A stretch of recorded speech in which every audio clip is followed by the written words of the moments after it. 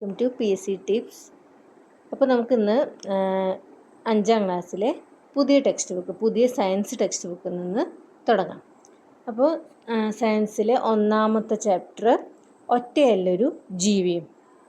അതിൻ്റെ തുടക്കം തന്നെ നോക്കി നോക്കൂ, ഒരു പിക്ചറൊക്കെ കൊടുത്തിട്ടാണല്ലേ. അപ്പോൾ നമുക്കത് വിശദീകരിച്ച് പറയേണ്ട ആവശ്യമില്ല. നമുക്കതിൽ ഇമ്പോർട്ടൻ്റ് ആയിട്ടുള്ള കാര്യങ്ങൾ എന്തൊക്കെയാണ് പഠിക്കേണ്ടത് എന്നുള്ളത് നമുക്ക് നോക്കാം. അപ്പോൾ അതിലൊരു പിക്ചർ കൊടുത്തിട്ടുണ്ട്, അത് നിരീക്ഷിക്കാനൊക്കെയാണ് പറയുന്നത് അല്ലേ. അപ്പോൾ അങ്ങനെ നദീതീരത്തോ കുളക്കരയിലോ ഉള്ള മാളങ്ങളിലാണ് പൊന്മാൻ താമസിക്കുന്നത് എന്ന് പറയുന്നുണ്ട്. അതിൽ കാണിച്ചിരിക്കുന്ന പിക്ചറിലുള്ളത് പൊന്മാനാണ് അല്ലേ. അപ്പോൾ ജലസ്രോതസ്സുകൾക്ക് സമീപം മീൻ പിടിക്കാൻ സൗകര്യമുള്ള സ്ഥലങ്ങളാണ് ഇവ അധികവും താമസിക്കാനായി തിരഞ്ഞെടുക്കുന്നത്.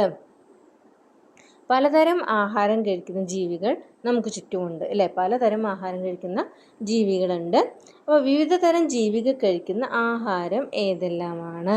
അപ്പോൾ ഓരോ ജീവികളുടെയും ആഹാരം എന്തൊക്കെയാണെന്ന് ചോദിച്ചിട്ടുണ്ട്.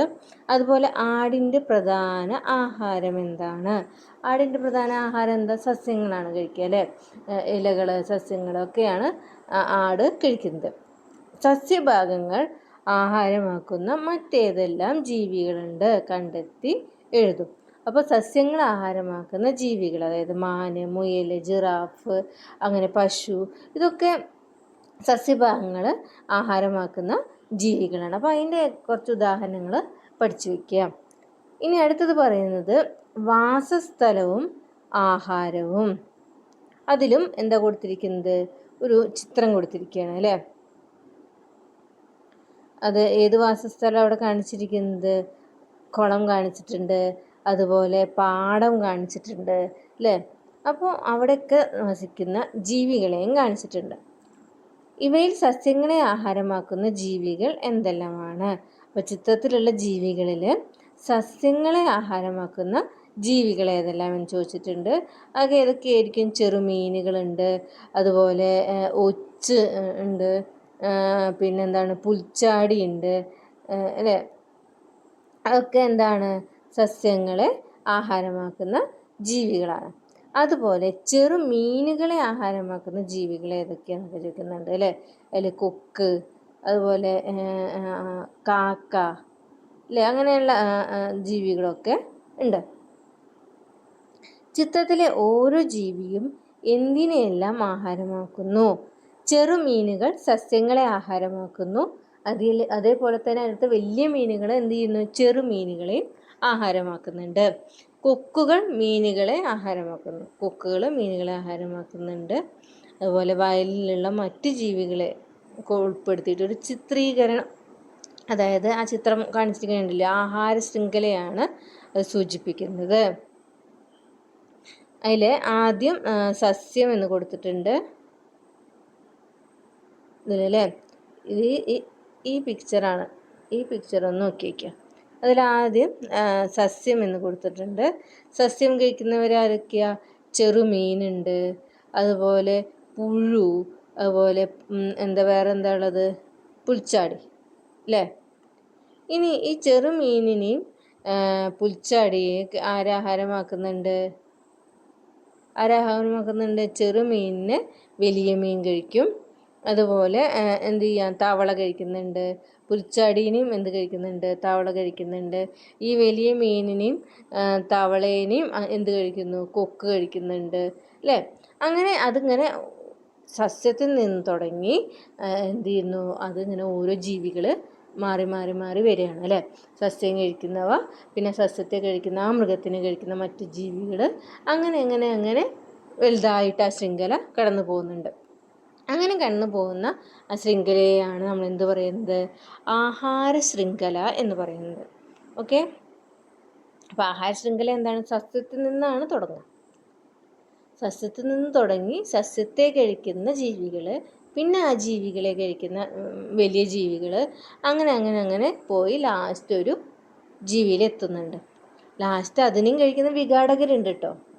അങ്ങനെ ആ കണ്ണിങ്ങനെ പോയിക്കൊണ്ടേയിരിക്കുന്നു. അതിനെയാണ് ആഹാര ശൃംഖല എന്ന് പറയുന്നത്.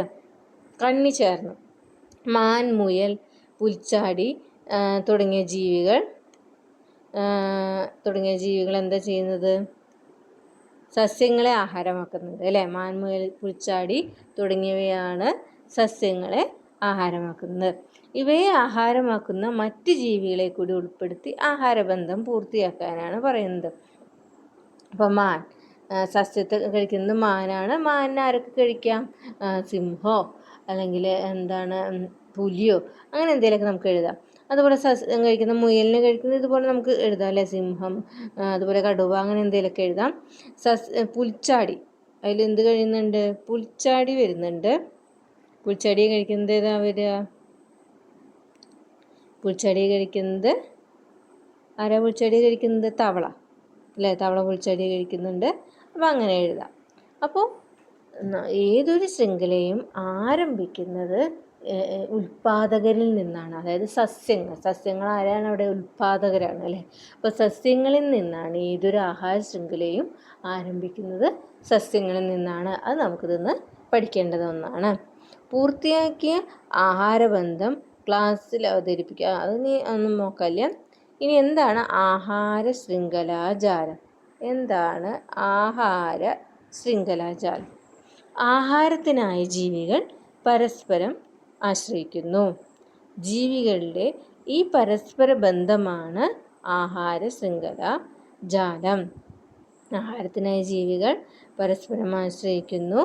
ജീവികളുടെ ഈ പരസ്പര ബന്ധമാണ് ആഹാര ശൃംഖലാജാലം. ഇനി ഈ ചിത്രം നോക്കി നോക്കൂ. ഈ ചിത്രത്തിൽ നമുക്ക് കാണാം, ഇതാ ഇപ്പോൾ ഈ ആഹാര ശൃംഖല ജാലം ആരംഭിക്കുന്നത് മരത്തിൽ നിന്ന് മരത്തിനെ മാൻ കഴിക്കുന്നു, മാനിനെ ഈ പുലി കഴിക്കുന്നു.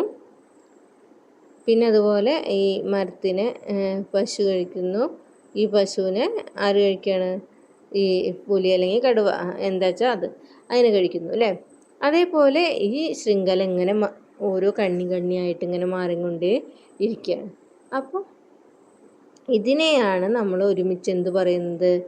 ആഹാര ശൃംഖലാജാലം എന്ന് പറയുന്നത്. ഓക്കെ. ഇനി അടുത്തത് ശൃംഖലകൾ കടലിലും. കരയിൽ പലതരം ആഹാരബന്ധങ്ങൾ കണ്ടല്ലോ. ഇത്തരത്തിൽ കടലിലും വിവിധ ആഹാരബന്ധങ്ങളുണ്ട്. ഇനി ഇതുപോലെ കടലിലും ആഹാരബന്ധങ്ങളുണ്ട്. അതിൽ ആ ചിത്രങ്ങളിൽ കൊടുത്തിരിക്കുന്നത് സ്രാവ്, മത്തി, ചെറുമീനുകൾ, കടലാമ, പ്ലവകങ്ങൾ എന്നിവയൊക്കെ കൊടുത്തിട്ടുണ്ട്.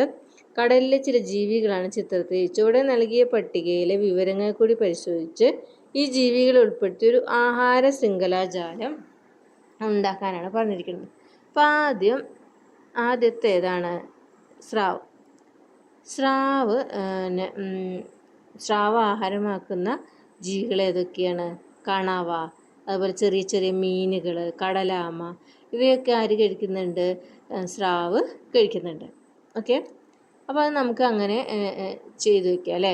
ഇപ്പോൾ കണവേനും മീനുകളേനും കടലാമേനൊക്കെ ആര് കഴിക്കും? സ്രാവ് കഴിക്കും. അതുപോലെ മത്തി എന്ന മീൻ കഴിക്കുന്നത് ഏതാ? കുഞ്ഞു കുഞ്ഞു ചെറിയ മീനുകളെ കഴിക്കുന്നുണ്ടാവും. അതുപോലെ പ്ലവകങ്ങൾ. എന്താ പ്ലവകങ്ങൾ? ജലാശയങ്ങളിൽ സ്വതന്ത്രമായി ഒഴുകി നടക്കുന്ന ചെറു സസ്യങ്ങളാണ് പ്ലവകങ്ങൾ. എന്താണ് പ്ലവകങ്ങൾ? എഴുതി വെച്ചോളൂ.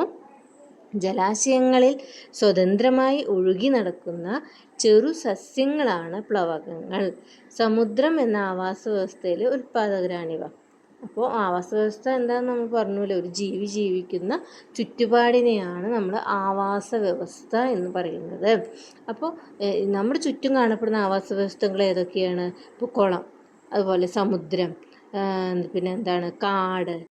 അപ്പോൾ സമുദ്രം എന്ന ആവാസ വ്യവസ്ഥയിലെ ഉൽപ്പാദകരാണ് പ്ലവകങ്ങളെന്ന് നമ്മൾ പറഞ്ഞു. അപ്പോൾ നമ്മൾ പറയുന്നത് ആവാസ വ്യവസ്ഥയിൽ പെടുന്നവ ഏതൊക്കെയാണ്? ഇപ്പോൾ സമുദ്രം, കുളം, അതുപോലെ എന്താണ് കാടുകൾ, വയലുകൾ, ഇതൊക്കെ എന്തിൽ പെടുന്നു? ആവാസ വ്യവസ്ഥയിൽ പെടുന്നവയാണ്. ഈ ചെറു മീനുകൾ കഴിക്കുന്ന എന്താണ് സസ്യങ്ങളാണ് പ്ലവകങ്ങൾ. ചെറുമീനുകൾ കഴിക്കുന്ന സസ്യങ്ങളാണ് പ്ലവകങ്ങൾ. അതുപോലെ കടലാമ എന്തൊക്കെ കഴിക്കുക? സസ്യഭാഗങ്ങളെയും അതുപോലെ ചെറിയ മീനുകളെയൊക്കെ കടലാമയും കഴിക്കുന്നു. അപ്പോൾ കടലിലെ ജീവികൾ അവയെ ഉൾപ്പെടുത്തിയിട്ട് ആഹാര ശൃംഖലാജാലം ഉണ്ടാക്കാനാണ് പറഞ്ഞിരിക്കുന്നത്. അപ്പോൾ ഇതൊക്കെ നമുക്ക് എന്ത് ചെയ്യാം, ഇപ്പോൾ പ്ലവകങ്ങളിൽ നിന്ന് സ്റ്റാർട്ട് ചെയ്യാം. പ്ലവകങ്ങളെ കഴിക്കുന്നത് ചെറുമീനുകളാണ്. അതുപോലെ ഈ ചെറുമീനുകളെ പ്ലവകങ്ങളെയും പിന്നെ ആര് കഴിക്കുന്നുണ്ട്? ചെറുമീനുകളെ മത്തി കഴിക്കും. അതുപോലെ ഈ പ്ലവകങ്ങളെ നിന്നും എന്തിലേക്ക് കൊടുക്കാം? മത്തിയിലേക്ക് കൊടുക്കാം. പ്ലവകങ്ങൾ അല്ലേ, മത്തി സ്റ്റാർട്ട് ചെയ്യുന്നുണ്ട്. അതുപോലെ ഇന്ന് കടലാമ എന്ത് ചെയ്യുന്നു? ഈ മീനുകളെ കഴിക്കുന്നുണ്ട്. അതുപോലെ സസ്യഭാഗങ്ങളെയും കഴിക്കുന്നുണ്ട്. അപ്പോൾ അങ്ങനെ നമുക്കിങ്ങനെ കണ്ണികളാക്കി കൊടുത്ത് എന്ത് ചെയ്യാം, ആഹാര ശൃംഖലാജാലം വരയ്ക്കാവുന്നതാണ്. അപ്പം നമുക്ക് ഇതിന്ന് മനസ്സിലാക്കാം. നമുക്കിപ്പോൾ ആഹാര ശൃംഖലാജാലം വരയ്ക്കാനൊന്നും പരീക്ഷയ്ക്ക് ഉണ്ടാവില്ല. നമുക്ക് മനസ്സിലാക്കേണ്ട കാര്യങ്ങൾ എന്തൊക്കെയാ വെച്ചാൽ, എന്താണ് പ്ലവകങ്ങൾ? പ്ലവകങ്ങൾ എന്ന് പറഞ്ഞിട്ടുണ്ടെങ്കിൽ ജലാശയത്തിൽ സ്വതന്ത്രമായി ഒഴുകി നടക്കുന്ന ചെറു സസ്യങ്ങളാണ്. പിന്നെ നമുക്ക് എന്ത് പറയാം, ഉൽപ്പാദകരാരാണ്? ഈ സസ്യങ്ങളിൽ നിന്നാണ് ഏതൊരു ആഹാര ശൃംഖലയും സ്റ്റാർട്ട് ചെയ്യുന്ന സസ്യങ്ങളിൽ നിന്നാണ്. അപ്പോൾ ഈ സസ്യങ്ങളെയാണ് നമ്മൾ ഉൽപ്പാദകർ എന്ന് പറയുന്നത്. അതൊക്കെയാണ് നമുക്ക് ഇതിന്ന് മനസ്സിലാക്കാനുള്ളൂ. ഇനി എത്ര ആഹാരബന്ധങ്ങൾ. നിങ്ങളുടെ പരിസരത്തുള്ള ഒരു മരത്തെക്കുറിച്ച് ദിവസം തുടർച്ചയായി നിരീക്ഷിക്കും. മരത്തിൽ നിങ്ങൾ നിരീക്ഷിച്ച ജീവികൾ ഉൾപ്പെടുത്തി ഒരു ആഹാര ശൃംഖലാജാലം ഉണ്ടാക്കാനൊക്കെയാണ് പറയുന്നത്. കുട്ടികൾക്കുള്ള ഒരു ഇതാണ്.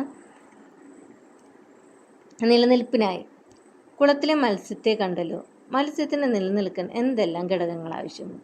അത് ഇമ്പോർട്ടൻ്റ് ആണ് കേട്ടോ. ഇപ്പോൾ മത്സ്യത്തിന് നിലനിൽക്കണമെങ്കിൽ എന്തൊക്കെ കുളത്തിൽ ഉണ്ടായിരിക്കണം, എന്തെല്ലാം ഘടകങ്ങൾ ഉണ്ടായിരിക്കണം? അപ്പോൾ എന്തൊക്കെ വേണം? സൂര്യപ്രകാശം വേണം അല്ലേ? അതിൽ കുറച്ച് പോയിൻറ്റ്സ് കൊടുത്തിട്ടുണ്ട്. സൂര്യപ്രകാശം വേണം, അതുപോലെ ജലസസ്യങ്ങൾ വേണം, പിന്നെന്ത് വേണം?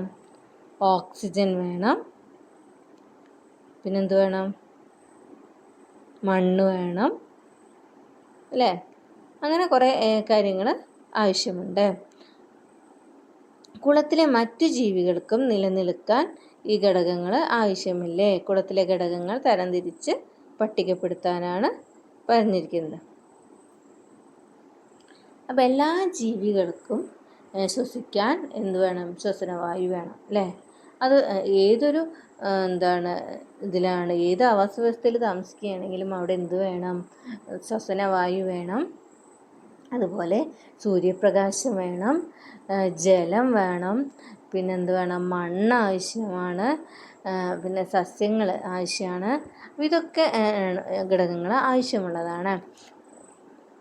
അതിൽ ജീവനുള്ളവയും ജീവനില്ലാത്തവയുമായിട്ട് തരംതിരിക്കാനാണ് പറയുന്നത് കുളത്തിലെ ഘടകങ്ങൾ.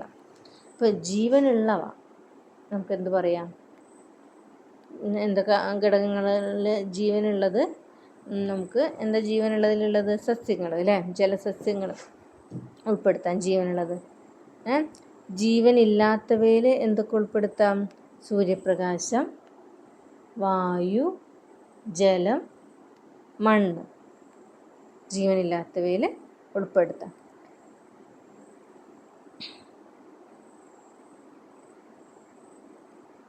ആവാസം.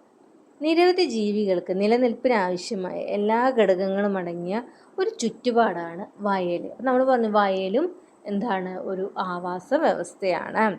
പുറമെ മറ്റു പല ജീവികളുടെയും ആവാസമാണിത് അല്ലേ? കുറേ ജീവികളുടെ ആവാസമാണ് ഇത് വയൽ. ഏതെല്ലാം ജീവികളുടെ ആവാസമാണ് ജൈവവൈവിധ്യ ഉദ്യാനം? ഇതുപോലെ മറ്റേതെല്ലാം ആവാസങ്ങൾ നമുക്ക് ചുറ്റുമുണ്ട് എന്ന് ചോദിക്കുന്നുണ്ട് അല്ലേ? വയൽ പോലെ ഏതൊക്കെ ആവാസ വ്യവസ്ഥകൾ നമുക്ക് ചുറ്റുമുണ്ട്? കുളങ്ങളുണ്ട്, കാടുകളുണ്ട്, പിന്നെന്താണ് നമ്മൾ പറയാം, ഈ പാമ്പും കാവുകൾ അല്ലേ, കാവുകൾ, അതുപോലെ കുളം, അങ്ങനെ ഒരുപാട് ആവാസ വ്യവസ്ഥകൾ നമുക്ക് ചുറ്റും ഉണ്ട്.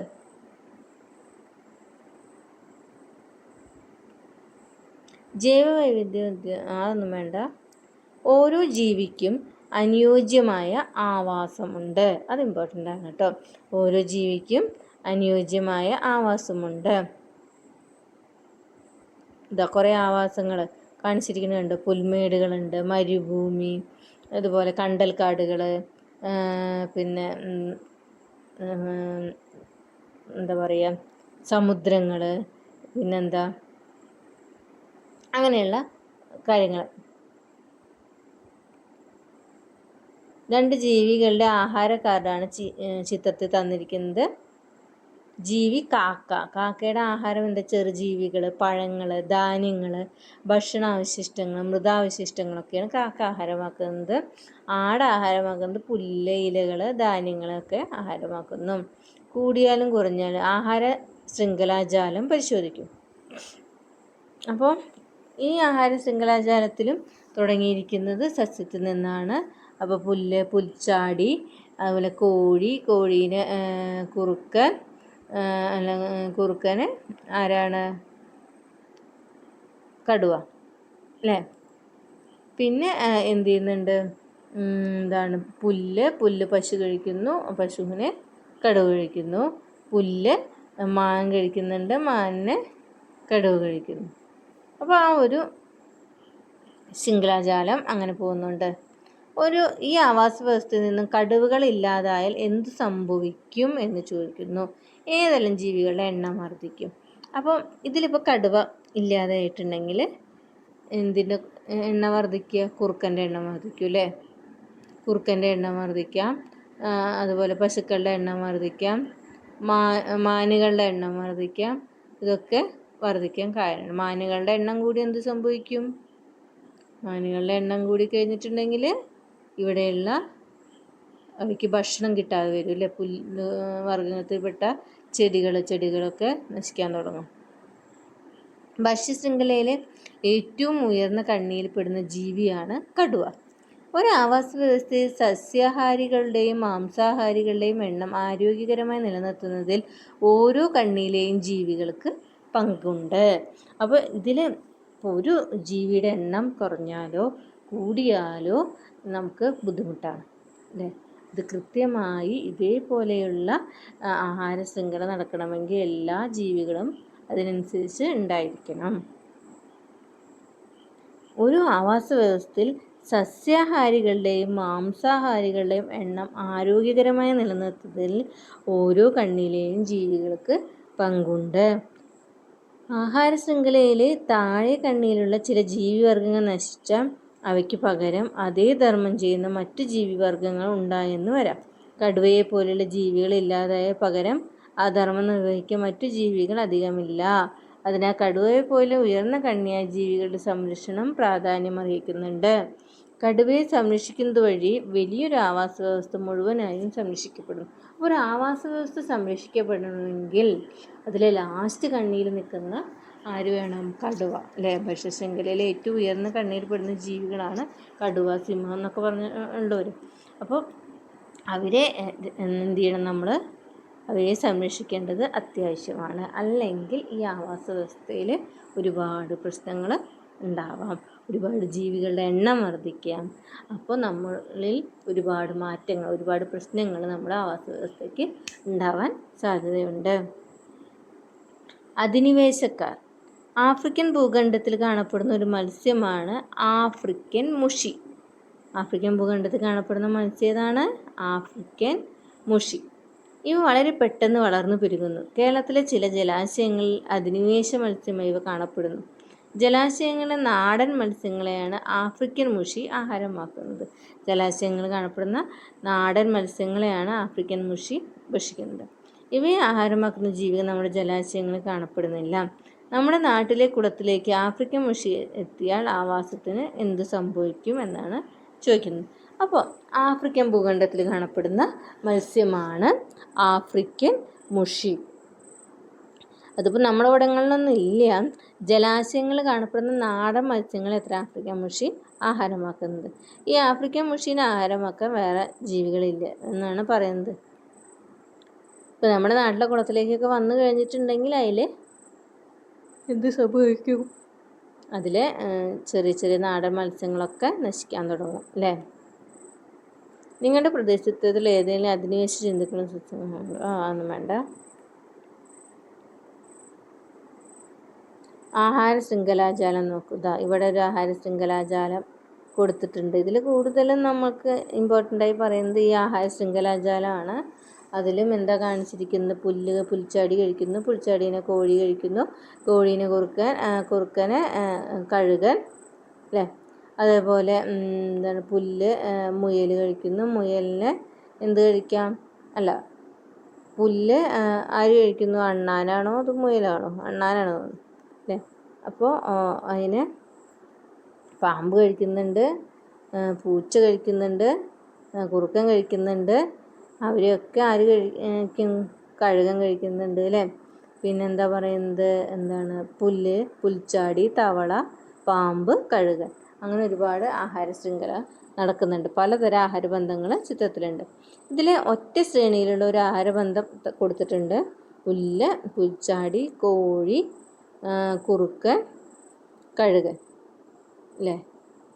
അതൊരു വലിയൊരു ആഹാര ശൃംഖലയാണ്. ആഹാര ശൃംഖലാജാലത്തിലെ ഒറ്റ ശ്രേണിയിലുള്ള ഒരു ആഹാരബന്ധമാണ് ആഹാര ശൃംഖല. ഇപ്പോൾ ഇത് മുകളിൽ കൊടുത്തിരിക്കുന്ന ഈ ചിത്രം എന്ന് പറയുന്നത് എന്താണ്? ഒരു ആഹാര ശൃംഖല ജാലമാണ്. അതിലെ ഒരു കണ്ണി ഇങ്ങനെ ഒരു കണ്ണി എടുത്തു അല്ലേ? ഇതേപോലെ ഒരു കണ്ണി ഇങ്ങോട്ട് എടുത്തു കഴിഞ്ഞാൽ ആഹാര ശൃംഖലാജാലത്തിലെ ഈ ഒറ്റ ശ്രേണിയിലുള്ള ഒരു ആഹാരബന്ധമാണ് ആഹാര ശൃംഖല അല്ലേ? ആഹാര ശൃംഖലാജാലത്തിലെ ഒറ്റ ശ്രേണി, അതാണ് ആഹാര ശൃംഖല. എഴുതിയ ആഹാര ശൃംഖലകൾ താരതമ്യം ചെയ്ത് ഇങ്ങനെ ഏതാണ്? ഒന്നാമത്തെ കണ്ണി ഏതാണ്, അവസാനത്തെ കണ്ണി ഏതാണെന്നാണ് ചോദിക്കുന്നത്. അപ്പോൾ എപ്പോഴും ഒന്നാമത്തെ കണ്ണി വരുന്നത് എന്താണ്? ഉൽപ്പാദകരാണ്, അതായത് സസ്യങ്ങളാണ് അല്ലേ? ഒന്നാമത്തെ കണ്ണി വരുന്നത് സസ്യങ്ങളായിരിക്കും. അവസാനത്തെ കണ്ണിയിൽ വരുന്നത് ഒന്നെങ്കിൽ കഴുകൻ അല്ലെങ്കിൽ സിംഹം, മാംസഭോജികളായിട്ടുള്ള മൃഗങ്ങളാണ് കൂടുതലും വരുന്നത്. ആഹാര നിർമ്മാണം സസ്യങ്ങൾക്ക് ആഹാര നിർമ്മാണത്തിന് ആവശ്യമായ പ്രധാന ഘടകങ്ങൾ ഏതെല്ലാം? അതൊക്കെ നമ്മൾ ചെറിയ ക്ലാസ്സിൽ തന്നെ പഠിച്ചതാണ് അല്ലേ? നമുക്കൊക്കെ അറിയാവുന്ന കാര്യങ്ങളാണ്. ആഹാര നിർമ്മാണത്തിന് ആവശ്യമായ ഘടകങ്ങളാണ് ഏതൊക്കെ? കാർബൺ ഡൈ ഓക്സൈഡ്, ജലം, അതുപോലെ സൂര്യപ്രകാശം അല്ലേ? സസ്യങ്ങൾക്ക് ആഹാര നിർമ്മാണത്തിന് ആവശ്യമായ ഘടകങ്ങളാണ് കാർബൺ ഡൈ ഓക്സൈഡ്, ജലം, സൂര്യപ്രകാശം. കാർബൺ ഡൈ ഓക്സൈഡ്, ജലം എന്നിവ ഉപയോഗിച്ച് സസ്യങ്ങൾ ആഹാരം നിർമ്മിക്കുന്നു. അതിന് നമ്മളൊരു പേര് പഠിച്ചിട്ടുണ്ട് അല്ലേ? ഫോട്ടോസിന്തസിസ് അഥവാ പ്രകാശ സംശ്ലേഷണം. കാർബൺ ഡൈ ഓക്സൈഡ്, ജലം എന്നിവ ഉപയോഗിച്ച് സസ്യങ്ങൾ ആഹാരം നിർമ്മിക്കുന്നു. സൂര്യപ്രകാശത്തിൽ നിന്നുള്ള ഊർജമാണ് ഇതിന് ഉപയോഗപ്പെടുത്തുന്നത്. അതിനാൽ ഈ പ്രവർത്തനത്തെ പ്രകാശ സംശ്ലേഷണം എന്ന് പറയുന്നു. പ്രകാശ സംശ്ലേഷണം. ഇലകളിലെ ഹരിതകം എന്ന വർണ്ണകമാണ് സസ്യങ്ങളെ ആഹാര നിർമ്മാണത്തിന് സഹായിക്കുന്നത്. അതായത് ഇലകൾക്ക് പച്ചനിറം നൽകുന്ന വർണ്ണകമാണ് ഹരിതകം. ഇലകൾക്ക് പച്ചനിറം നൽകുന്ന വർണ്ണകമാണ് ക്ലോറോഫിൽ അഥവാ ഹരിതകം. ഈ ഹരിതകം എന്ന വർണ്ണകമാണ് സസ്യങ്ങളെ ആഹാര നിർമ്മാണത്തിന് സഹായിക്കുന്നത്. ഈ പ്രവർത്തനത്തിൻ്റെ ഫലമായി ഓക്സിജനും ഉണ്ടാകുന്നുണ്ട്. അപ്പോൾ പ്രകാശ സംശ്ലേഷണത്തിൻ്റെ ഫലമായിട്ട് ഉണ്ടാകുന്നത് എന്താണ്? ഇത് ഓക്സിജൻ അല്ലേ? ഓക്സിജനാണ് നമുക്ക് കിട്ടുന്നത്. സസ്യങ്ങളിൽ ആഹാര നിർമ്മാണം നടക്കാൻ സൂര്യപ്രകാശം ആവശ്യമാണ് അല്ലേ? സസ്യങ്ങളിൽ ആഹാര നിർമ്മാണം നടക്കാൻ എന്താവശ്യമാണ്? സൂര്യപ്രകാശം ആവശ്യമാണ്. സസ്യങ്ങൾക്ക് സൂര്യപ്രകാശം ലഭിക്കുന്നത് പ്രധാനമായും ഏത് ഭാഗം വഴിയാണ് എന്നൊക്കെയാണ് ചോദിക്കുന്നത്.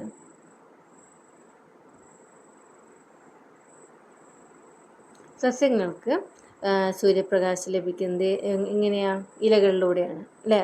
സസ്യങ്ങൾക്ക് സൂര്യപ്രകാശം ലഭിക്കുന്നത് ഇലകളിലെ സ്റ്റൊമാറ്റ വഴിയാണ്. ഇലകളിലെ ചെറിയ ദ്വാരങ്ങളുണ്ട് ഇലകളുടെ ഉള്ളിൽ.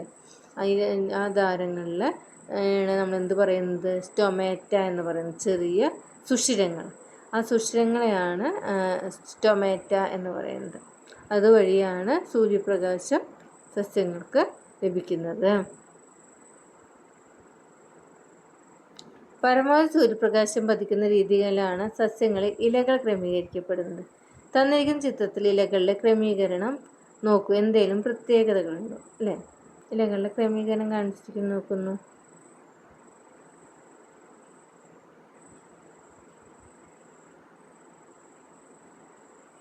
ചെമ്പരത്തി പോലുള്ള, ചെമ്പരത്തി, മാവ് അങ്ങനെയൊക്കെയുള്ള അതിൻ്റെ ഇലകൾ നോക്കി നോക്കിയേ, ഇങ്ങനെ വിട്ട് ഇട്ടിട്ടാണല്ലേ. ഒന്ന് ഇവിടെ തന്നെ കാണിക്കുകയാണെങ്കിൽ എന്താ, ഒന്ന് ഇങ്ങോട്ട് ആകുമ്പോൾ ഒന്ന് കുറച്ച് വിട്ടിട്ട് ഇങ്ങോട്ട്, പിന്നെ ഇങ്ങോട്ട്, പിന്നെ ഇങ്ങനെ, അങ്ങനെ ആയിട്ടുള്ളതാണ്. ഇതിലേതാ തുളസി, തെച്ചി എന്നൊക്കെ പോലുള്ളതിൽ ഒരു ഇതിലേക്ക് തന്നെ അതിൻ്റെ ഓപ്പോസിറ്റ്, എന്താ അതിൻ്റെ ഓപ്പോസിറ്റായിട്ട് അങ്ങനെയുള്ളതാണ്. അടുത്തത് ഈളംപാല പോലുള്ള ചെടികളിൽ ഇങ്ങനെ കൂട്ടമായിട്ട് ഇങ്ങനെ ഒരു ഇതിൽ നിന്ന് തന്നെ 4-5 വരുന്നതാണ് അല്ലേ.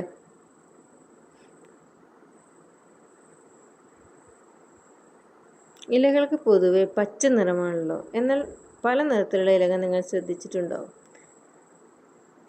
നിങ്ങളുടെ പരിസരത്ത് നിന്ന് സസ്യത്തിൻ്റെ പേരും ഇലയും നിറവും പ്ലോട്ടിങ്. അപ്പോൾ ഇലകളിലെ പച്ച നിറമുള്ള വർണ്ണകമാണ് ഹരിതകം. ഇലകൾക്ക് പച്ച നിറം നൽകുന്നതാണ് ഹരിതകം. അതുപോലെ ഇലകൾക്ക് മറ്റു നിറങ്ങളും കിട്ടുന്നുണ്ട് അല്ലേ. ചുവപ്പുണ്ട്, ഓറഞ്ച് ഉണ്ട്, മഞ്ഞുണ്ട്, അങ്ങനെ പല നിറങ്ങളുണ്ട്. ഒക്കെ കൊടുക്കുന്ന വർണ്ണകങ്ങൾക്ക് പറയുന്ന പേരാണ്. പച്ച കൊടുക്കുന്നത് ക്ലോറോഫിലാണ്, നമുക്കറിയാം, ഹരിതകമാണെന്ന് അറിയാം. ചുവപ്പിന് കൊടുക്കുന്ന വർണ്ണകമാണ് ആന്തോസയാനിൻ. ചുവപ്പ് നിറം കൊടുക്കുന്ന വർണ്ണകമാണ് ആന്തോസയാനിൻ. ഓറഞ്ച് നിറം കൊടുക്കുന്ന വർണ്ണകമാണ് കരോട്ടിൻ. മഞ്ഞ സാന്തോഫിൻ. അത് ഇമ്പോർട്ടൻ്റ് ആണ് കേട്ടോ, ചിലപ്പോൾ ചോദിക്കും. ചുവപ്പ് കൊടുക്കുന്നത് ആന്തോസയാനിൻ, ഓറഞ്ച് കരോട്ടിൻ, മഞ്ഞ സാന്തോഫിൻ. പ്രകാശ സംശ്ലേഷണത്തിന് ഉപയോഗിക്കുന്ന വാതകം ഏതാണ്? Carbon dioxide. പ്രകാശ സംശ്ലേഷണമായി നമുക്ക് ലഭിക്കുന്ന വാതകം ഏതാണ്? ഓക്സിജൻ അല്ലേ. പ്രകാശ സംശ്ലേഷണത്തിന് ആവശ്യമായ വാതകം കാർബൺ ഡൈ ഓക്സൈഡും പ്രകാശ സംശ്ലേഷണ ഫലമായി പുറത്തേക്ക് വരുന്ന വാതകം ഓക്സിജനുമാണ്. ഏത് വാതക ജീവികൾ ശ്വസനത്തിന് ഉപയോഗിക്കുന്നത്? ശ്വസിക്കാൻ ഉപയോഗിക്കുന്ന വാതകം ചോദിക്കും. അതേതാ? ഓക്സിജൻ അല്ലേ. അന്തരീക്ഷത്തിൽ കാർബൺ ഡൈ ഓക്സൈഡ് മാത്രമാണോ ഉള്ളത്? അല്ല. അന്തരീക്ഷത്തിൽ ഉള്ളത് ഏതൊക്കെയെന്ന് കാണിച്ചിരിക്കുന്നു നോക്കി നോക്കും. നൈട്രജൻ, ഏറ്റവും കൂടുതൽ നൈട്രജൻ, പിന്നെ ഓക്സിജൻ, ആർഗൺ, പിന്നെ കാർബൺ ഡൈ ഓക്സൈഡ് കുറച്ചേ ഉള്ളൂ, പിന്നെ മറ്റുള്ളവന്ന് പറയുന്നുണ്ട്. ഊർജം ലഭിക്കാൻ സസ്യങ്ങളിലും ശ്വസനം നടക്കേണ്ടതില്ലേ? അപ്പോൾ നമ്മൾ ശ്വസിക്കുന്നത് എന്തിനാ? ഊർജം ലഭിക്കാനാണ് അല്ലേ. ഊർജം ലഭിക്കാനാണ് ജീവികൾ ശ്വസിക്കുന്നത്. നമ്മൾ നല്ല ശ്വാസം എടുത്ത് വലിച്ചാലാണ് നമുക്ക് ആവശ്യത്തിനായിട്ടുള്ള ഊർജം ലഭിക്കുന്നത്. ശ്വാസം വലിക്കാനല്ലെങ്കിൽ നമ്മൾ ശ്വസിക്കുന്നില്ലെങ്കിൽ നമുക്ക് ജീവിക്കാൻ പറ്റുമോ? ഇല്ല. അതേപോലെ സസ്യങ്ങളിലും ശ്വസനം നടക്കുന്നുണ്ടോ എന്നാണ് ചോദ്യം. ഉണ്ടോ? ഉണ്ട് അല്ലേ. സസ്യങ്ങളിലും ശ്വസനം നടക്കുന്നുണ്ട്. എല്ലാ ജീവികളും ശ്വസനത്തിനായിട്ട് ഉപയോഗിക്കുന്നത് ഏത് വാതകമാണ്? ഓക്സിജൻ. ശ്വസനവാതകമാണ് ഓക്സിജൻ. ശ്വസന ഫലമായി കാർബൺ ഡൈ ഓക്സൈഡ് ഉണ്ടാകുന്നു അല്ലേ. ശ്വസിച്ചിട്ട് പുറത്തേക്ക് വിടുന്നത് കാർബൺ ഡൈ ഓക്സൈഡാണ് അല്ലേ. ജീവികൾ കാർബൺ ഡൈ ഓക്സൈഡ് പുറത്തുവിടുന്നു. ശ്വസന ഫലമായി സസ്യങ്ങളിൽ ഉണ്ടാകുന്ന കാർബൺ ഡൈ ഓക്സൈഡ് പകൽ സമയത്ത് പ്രകാശ സംശ്ലേഷണത്തിന് ഉപയോഗപ്പെടുത്തുന്നു അല്ലേ. അപ്പോൾ ശ്വസന ഫലമായി സസ്യങ്ങളിൽ ഉണ്ടാകുന്ന കാർബൺ ഡൈ ഓക്സൈഡ്, സസ്യങ്ങളിലും എന്താണ് ഉപയോഗിക്കുന്നത്? കാർബൺ ഡൈ ഓക്സൈഡാണ് അല്ലേ. ശ്വസന ഫലമായിട്ടുണ്ടാകുന്ന കാർബൺ ഡൈ ഓക്സൈഡ് അത് പകൽ സമയത്ത് പ്രകാശ സംശ്ലേഷണത്തിന് ഉപയോഗിക്കുന്നു. അന്തരീക്ഷത്തിൽ നിന്നുള്ള കാർബൺ ഡൈ ഓക്സൈഡും സസ്യങ്ങൾ പ്രകാശ സംശ്ലേഷണത്തിന് പ്രയോജനപ്പെടുത്തുന്നുണ്ട്. ഇലകളിലൂടെയാണ് വായു സസ്യത്തിനകത്തേക്ക് പ്രവേശിക്കുന്നത്. ഇതിനായി ഇലകളിൽ ഒരു ഭാഗമാണ് നമുക്ക് നേരത്തെ പറഞ്ഞു. ഏതാണത്? സ്റ്റൊമാറ്റ അല്ലേ. സ്റ്റൊമാറ്റയാണ് ഇലകളിലെ സൂക്ഷ്മ സുഷിരങ്ങൾ. ഇവിടെ പിക്ചറിൽ കാണിച്ചിട്ടുണ്ട്, മൈക്രോസ്കോപ്പ് വെച്ച് നോക്കുന്നൊക്കെ ഉണ്ട്. അപ്പോൾ ആ ഇലകളിൽ കാണപ്പെടുന്ന സൂക്ഷ്മ സുഷിരങ്ങളെയാണ് സ്റ്റൊമാറ്റ എന്നറിയപ്പെടുന്നത്. ഇതിലൂടെയാണ് അന്തരീക്ഷവായു സസ്യത്തിനകത്ത് പ്രവേശിക്കുന്നത്. സസ്യത്തിനകത്തേക്ക് വായു പ്രവേശിക്കുന്നത് സ്റ്റൊമാറ്റയിലൂടെയാണ്. പ്രകാശ സംശ്ലേഷണ ഫലമുണ്ടായ ഓക്സിജൻ പുറന്തള്ളുന്നതും സുഷിരങ്ങളിലൂടെയാണ്. അതായത് കാർബൺ ഡൈ ഓക്സൈഡ് ഉള്ളിലേക്ക് എടുത്ത് ഓക്സിജനെ പുറത്തേക്ക് വിടുന്നത് ഈ സുഷിരങ്ങളിലൂടെയാണ്. ഇപ്പോൾ അവിടെ കൊടുത്തിരിക്കുന്ന ഒരു ചിത്രീകരണം നോക്കി നോക്കും. പകലും രാത്രിയും കാണിച്ചിട്ടുണ്ട് അല്ലേ. പകൽ സമയത്ത് സസ്യങ്ങളിൽ എന്താ സംഭവിക്കുന്നത്? പ്രകാശ സംശ്ലേഷണം നടക്കുന്നു. അപ്പോൾ പ്രകാശ സംശ്ലേഷണത്തിന് എന്തൊക്കെ ആവശ്യമാണ്? സൂര്യപ്രകാശം വേണം. അതുകൊണ്ട് പകൽ സമയത്ത് മാത്രമാണ് പ്രകാശ സംശ്ലേഷണം നടക്കുന്നുള്ളൂ. സൂര്യപ്രകാശം വേണം. അതുപോലെ കാർബൺ ഡൈ ഓക്സൈഡ് വേണം. കാർബൺ ഡൈ ഓക്സൈഡ് ഉള്ളിലേക്ക് വലിച്ചെടുക്കുന്നു, സ്റ്റൊമാറ്റോ വഴി ഉള്ളിലേക്ക് വലിച്ചെടുക്കുന്നു. അതുപോലെ ജലം ആവശ്യമാണ്. എന്നിട്ട് അവരെന്ത് ചെയ്യുന്നു?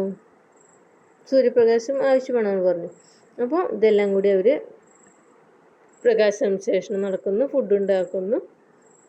തൽഫലമായി പുറത്തേക്ക് വിടുന്നത് എന്താണ്? ഓക്സിജനാണ്. അപ്പോൾ കാർബൺ ഡൈ ഓക്സൈഡ് ഉള്ളിലേക്ക് എടുത്ത് ഓക്സിജനെ പുറന്തള്ളുന്നു. ഇനി രാത്രി എന്താ നടക്കുന്നത്? രാത്രിയാണ് ചെടികളിൽ ശ്വസനം നടക്കുന്നത്, അല്ലേ? രാത്രി എന്ത് സംഭവിക്കുന്നു? ഓക്സിജനെ വലിച്ചെടുത്ത് കാർബൺ ഡൈ ഓക്സൈഡ് പുറത്തേക്ക് വിടുകയാണ് ആര് ചെയ്യുന്നത്? ചെടികൾ ചെയ്യുന്നത്, അല്ലേ? അതായത് ഹരിതകമുള്ള സസ്യങ്ങൾ എന്ത് ചെയ്യുന്നു? ഓക്സിജനെ വലിച്ചെടുത്ത് കാർബൺ ഡൈ ഓക്സൈഡിനെ പുറത്തേക്ക് വിടുന്നു. എപ്പോൾ? രാത്രി.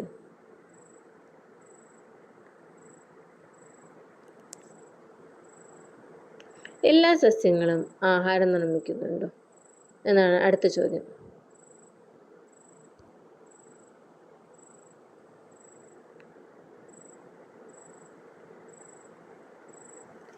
ഓക്കെ, നമ്മളിവിടെ കാണപ്പെടുന്ന സാധാരണ സസ്യങ്ങൾ, മാവ്, പ്ലാവ്, അതൊക്കെ എന്ത് ചെയ്യുന്നുണ്ട്? ആഹാരം നിർമ്മിക്കുന്നുണ്ട്. അപ്പോൾ ആ പിക്ചറിൽ നോക്കൂ, ആ മാവ് പറയുന്നു, ഞാൻ മാവ്, എനിക്ക് വേണ്ട ആഹാരം ഞാൻ സ്വയം നിർമ്മിക്കുന്നു.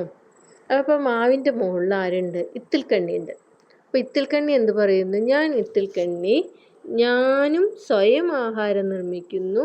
പക്ഷെ അതിന് ആഹാരത്തിന് വേണ്ടിയിട്ടുള്ള എന്ത്? ജലവും ലവണവും ഇതിൽ നിന്ന് വലിച്ചെടുക്കുന്നത്? മാവിൽ നിന്ന് വലിച്ചെടുക്കുന്നു, അല്ലേ? അടുത്തത് ആ മാവുമ്പിൽ ആരുണ്ട്? മരവാഴ ഉണ്ട്. എനിക്ക് വേണ്ട ആഹാരം ഞാനും സ്വയം നിർമ്മിക്കുന്നു, പക്ഷെ എനിക്ക് ഇരിക്കാൻ സ്ഥലം വേണം.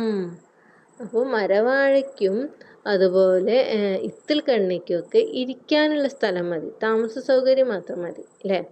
അവ സ്വയം എന്ത് ചെയ്യുന്നു? ഫുഡ് നിർമ്മിക്കുന്നുണ്ട്, പക്ഷെ ആവശ്യത്തിനുള്ള ജലവും ലവണങ്ങളൊക്കെ ഇവിടുന്ന് വലിച്ചെടുക്കുന്നുണ്ട്. മാവിൽ നിന്ന് വലിച്ചെടുക്കുന്നുണ്ട്. അപ്പോൾ മരവാഴ ചെയ്യുന്നില്ല. മരവാഴയ്ക്ക് ഇരിക്കാനുള്ള സ്ഥലം മാത്രം മതി. മരവാഴ എപ്പിഫൈറ്റിൽ വിട്ടതാണ്, അല്ലേ? അതെന്ത് ചെയ്യുന്നു? ഇരിക്കുന്നേ ഉള്ളൂ, പക്ഷെ ആഹാരമൊക്കെ സ്വയം നിർമ്മിക്കുന്നുണ്ട്. മറ്റത് എന്താണ്? പാരസൈറ്റാണ്, സെമി പാരസൈറ്റാണ്, പരാഗസസ്യം. ഇത്തിൽക്കണ്ണി എന്ത് ചെയ്യുന്നു? അതിൽ നിന്ന് ജലവും ലവണമൊക്കെ വലിച്ചെടുക്കുന്നുണ്ട് മാവിൽ നിന്ന്. അപ്പോൾ മാവിൽ നിന്ന് ജലവും ലവണമൊക്കെ വലിച്ചെടുത്ത് സ്വന്തമായി ആഹാരം നിർമ്മിക്കുന്നു. അതാണ് ഇത്തിൽക്കണ്ണി ചെയ്യുന്നത്, അതായത് അർദ്ധപരാഗ സസ്യങ്ങൾ. ഇനി അടുത്തത് മൂടില്ലാത്ത ആളി. ഞാൻ ആഹാരം നിർമ്മിക്കുന്നില്ല, എനിക്ക് വേണ്ട പോഷക ഘടകങ്ങൾ ഞാൻ ഈ ചെടിയിൽ നിന്നും വലിച്ചെടുക്കുന്നു. അതായത് മാവിൽ നിന്നാണ് ആര് വലിച്ചെടുക്കുക? മൂടില്ലാത്ത ആളി വലിച്ചെടുക്കുക. മൂടില്ലാത്ത ആളി എന്താണ്? ഒരു പൂർണ്ണ പരാഗ സസ്യമാണ്, അല്ലേ? അതൊന്നും ചെയ്യില്ല. എന്ത് ചെയ്യുന്നു? അവർ നിർമ്മിച്ച മാവ് നിർമ്മിച്ച അല്ലെങ്കിൽ വേറെ ഏതെങ്കിലും മരങ്ങൾ നിർമ്മിച്ച ആഹാരം അവർ എന്ത് ചെയ്യുന്നു? അവർ വലിച്ചെടുക്കുകയാണ് ചെയ്യുന്നത്. മാവ്, ഇത്തിൽക്കണ്ണി, മൂടില്ലാത്താളി, മരവാഴ എന്നിവയുടെ സംഭാഷണത്തിൽ ഇവരിൽ സ്വയം ആഹാരം നിർമ്മിക്കുന്നവർ ആരെല്ലാമാണ്? സ്വയം ആഹാരം മാവ് സ്വയം ആഹാരം നിർമ്മിക്കുന്നുണ്ട്, മരവാഴയും സ്വയം ആഹാരം നിർമ്മിക്കുന്നുണ്ട്, ഇത്തിൽക്കണ്ണി സ്വയം ആഹാരം നിർമ്മിക്കുന്നുണ്ട്. പക്ഷെ ആവശ്യത്തിനുള്ള ജലവും ലവണമൊക്കെ ഇവിടുന്ന് വലിച്ചെടുക്കുന്നു? മാവിൽ നിന്ന് വലിച്ചെടുക്കുന്നു. പ്രകാശ സംശ്ലേഷണത്തിന് ആവശ്യമായ സൂര്യപ്രകാശം, കാർബൺ ഡൈ ഓക്സൈഡ് എന്നിവ ഈ സസ്യങ്ങൾക്ക് ലഭിക്കുന്നത് ഒരേ രീതിയിലാണ്. എന്നാൽ ജലം ലഭിക്കുന്നതോ?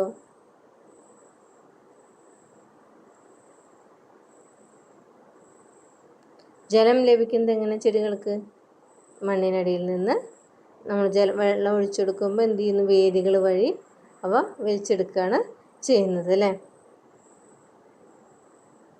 ചെറിയ വേരുകൾ വഴിയാണ് ചെടികൾ എന്ത് ചെയ്യുന്നത്? ജലം വലിച്ചെടുക്കുന്നത്. ചെറിയ വേരുകൾ, ഇപ്പം നമുക്ക് മരവാഴ പോലുള്ള ചെടികൾക്കൊക്കെ ചെറിയ വേരുകൾ മരവാഴയെ മരത്തിൽ പറ്റി പിടിച്ച് വളരാൻ സഹായിക്കും. കട്ടി കൂടിയ വേരുകൾ അന്തരീക്ഷത്തിൽ നിന്ന് ഈർപ്പം വലിച്ചെടുക്കുകയാണ് ചെയ്യുന്നത്. വാസസ്ഥലത്തിനായി മാത്രമാണ് ഇവ ആതിഥേയ സസ്യങ്ങളെ ആശ്രയിക്കുന്നത്. ഇത്തരം സസ്യങ്ങളെ എപ്പിഫൈറ്റുകൾ എന്ന് പറയുന്നു. ഓർക്കിഡുകൾ എപ്പിഫൈറ്റുകൾക്ക് ഉദാഹരണമാണ്. അപ്പോൾ എന്താ പറയുന്നത്, നമ്മൾ ഏതിനെ കുറിച്ചിട്ടാണ് പറയുന്നത്? മരവാഴയെ കുറിച്ചിട്ടാണ് പറയുന്നത് അല്ലേ. അപ്പോൾ മരവാഴ മാവിൻ്റെ മുകളിൽ ഇങ്ങനെ പറ്റി പിടിച്ച് കിടക്കുന്നുണ്ട്. അപ്പോൾ ചെറിയ വേരുകൾ, ഈ മരവാഴയുടെ ചെറിയ വേരുകൾ എന്ത് ചെയ്യും, ഈ മാവിൻ്റെ മരത്തിലിങ്ങനെ പറ്റി പിടിച്ച് വളരും. കട്ടി കൂടിയ വേരുകൾ അന്തരീക്ഷത്തിൽ നിന്ന് ഈർപ്പം വലിച്ചെടുക്കുകയാണ് ചെയ്യുന്നത്. അതിൻ്റെ വേറെ കട്ടിയുള്ള വേരുകൾ എന്ത് ചെയ്യും, അന്തരീക്ഷത്തിൽ നിന്ന് ഈർപ്പം വലിച്ചെടുക്കും. അപ്പോൾ ഇവരെന്തിനാണ് ഈ മാവിൻ്റെ മുകളിലിരിക്കുന്നത്? എന്തിനാ? അവർക്ക് ഒരു താമസ സ്ഥലത്തിന് വേണ്ടി മാത്രം, വാസസ്ഥലത്തിന് വേണ്ടി മാത്രമാണ് ഇവർ മാവിൻ്റെ മുകളിൽ ഇരിക്കുന്നത്. ഫുഡൊക്കെ അവർ സ്വയം ഉണ്ടാക്കുന്നു. ഇത്തരം സസ്യങ്ങളെയാണ് എപ്പിഫൈറ്റുകൾ എന്ന് പറയുന്നത്. ഓർക്കിഡ്, അതുപോലെ മരവാഴ, ഇവയെല്ലാം എന്തിനാണ്? എപ്പിഫൈറ്റ്സിന് ഉദാഹരണമാണ്. എപ്പിഫൈറ്റുകൾ വളരുന്നത് കൊണ്ട് ആതിഥേയ സസ്യത്തിന് വല്ല ദോഷം ഉണ്ടാവും? അല്ലാതെ ദോഷമൊന്നും ഉണ്ടാവില്ല, വലിയ പ്രശ്നമൊന്നും ഉണ്ടാവില്ല അല്ലേ. അവിടെ നിന്നോട്ടെ, കുഴപ്പമില്ല. ഇനി അടുത്തത് ഇത്തിൽക്കണ്ണിയെ നമ്മൾ പരിചയപ്പെട്ടല്ലോ. ഇത്തിൽക്കണ്ണി എന്താ ചെയ്യുന്നത്? ആതിഥേയ സസ്യത്തിൽ നിന്ന് ജലവും ലവണവും വലിച്ചെടുത്ത് ഇത്തിൽക്കണ്ണി സ്വയം ആഹാരം നിർമ്മിക്കുന്നു. ഇപ്പോൾ ഏത് മരത്തിൻ്റെ മുകളിലാണോ അവിടുത്തെ ജലവും ലവണങ്ങളൊക്കെ വലിച്ചെടുത്തിട്ട് സ്വയം ആഹാരം നിർമ്മിക്കുകയാണ് ചെയ്യുന്നത്. അതിനാൽ ഇത്തിൽക്കണ്ണി പോലുള്ള സസ്യങ്ങളെ അർദ്ധപരാതങ്ങൾ എന്നാണ് പറയുന്നത്. അർദ്ധപരാതങ്ങൾ, സെമി പാരസൈറ്റ്സ് ആണ് ഇത്തിൽക്കണ്ണി, അർദ്ധപരാതങ്ങളാണ്. ചെടിയിൽ പടർന്നു കിടക്കുന്ന മൂടില്ലാത്താളി, ഈ മൂടില്ലാത്താളിക്ക് ആഹാരം നിർമ്മിക്കാൻ കഴിയും. ആതിഥേയ സസ്യത്തിൽ നിന്നും പോഷകഘടകങ്ങൾ വലിച്ചെടുക്കാൻ കഴിയുന്ന വേരുകളാണ് ഇവയ്ക്കുള്ളത്. ആതിഥേയ സസ്യത്തിൽ നിന്നും പോഷകഘടകങ്ങൾ വലിച്ചെടുക്കുന്ന മൂടില്ലാത്താളി പോലുള്ള സസ്യങ്ങളെ പൂർണ്ണപരാതങ്ങൾ എന്ന് പറയുന്നു. മൂടില്ലാത്താളി എന്താ ചെയ്യുക? മരത്തിൻ്റെ മുകളിൽ ആ വേര് ഇറുക്കിയിട്ട് അതിൽ നിന്ന് എന്ത് ചെയ്യും? ആ ഫുഡ് മുഴുവൻ വലിച്ചെടുക്കും അല്ലേ. മരം നിർമ്മിച്ചിട്ടുള്ള ആഹാരം മുഴുവൻ, പോഷകഘടകങ്ങൾ മുഴുവൻ വലിച്ചെടുക്കുകയാണ് ചെയ്യുന്നത്. അതിനെയാണ് പൂർണ്ണപരാതങ്ങൾ എന്ന് പറയുന്നത്. അപ്പോൾ പൂർണ്ണപരാതങ്ങൾക്ക് ഉദാഹരണം ചോദിക്കാം. പൂർണ്ണപരാതത്തിന് ഉദാഹരണമാണ് മൂടില്ലാത്താളി. അർദ്ധപരാതത്തിന് ഉദാഹരണമാണ് ഇത്തിൽക്കണ്ണി. എപ്പിഫൈറ്റ്സുകൾക്ക് ഉദാഹരണമാണ് മരവാഴയും ഓർക്കിഡും. അപ്പോൾ നമുക്കിതിൽ നിന്ന്, ഈ പാഠത്തിൽ നിന്ന്, ഈ ചാപ്റ്ററിൽ നിന്ന് നമുക്ക് എന്ത് പഠിച്ചു? പ്രകൃതിയിലെ എല്ലാ ജീവജാലങ്ങളും പരസ്പരം ആശ്രയിച്ചാണ് ജീവിക്കുന്നത് അല്ലേ. ഏതൊരു ജീവിക്കും മറ്റ് ജീവികളെ കൊണ്ട് ഉപയോഗമുണ്ട്. ഇപ്പം നമ്മൾ ആഹാര ശൃംഖലജാലം കണ്ടതു മുതൽ അവിടെ എന്ത് ചെയ്യുന്നുണ്ട്? പ്രകൃതിയിലെ എല്ലാ ജീവികളും പരസ്പരം ആശ്രയിച്ചിട്ട് കഴിയുന്നു അല്ലേ. അതാണ് നമുക്ക് ഈ ചാപ്റ്ററിൽ നിന്ന് മനസ്സിലാവുന്നത്. ഓക്കെ.